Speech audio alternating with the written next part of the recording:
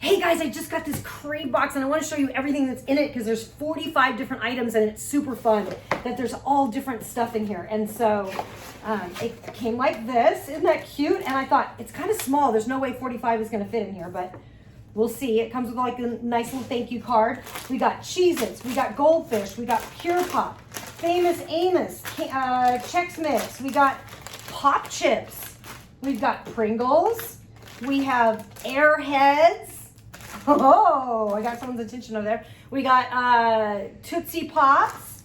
We also have, I don't even know what these are. Ooh, aged white cheddar, Pirates booty. Okay, we got Mott's fruit snacks. More of Mott's fruit snacks. We even have a Nature Valley granola bars. And we have these chewy granola bars, several of those. Lots of those. Awesome. Even more of those. And then we have Twizzlers. And then we also have some more Tootsie Pops. And Rice Krispie Treats. Oh my gosh, who doesn't love these? I love these. We also have ZZ's Oatmeal Cocoa Chip Soft Baked Bar. We've got peanut butter cookie crisps, cuppy things. We've got strawberry grams. And then we also have Mott's, more Mott's.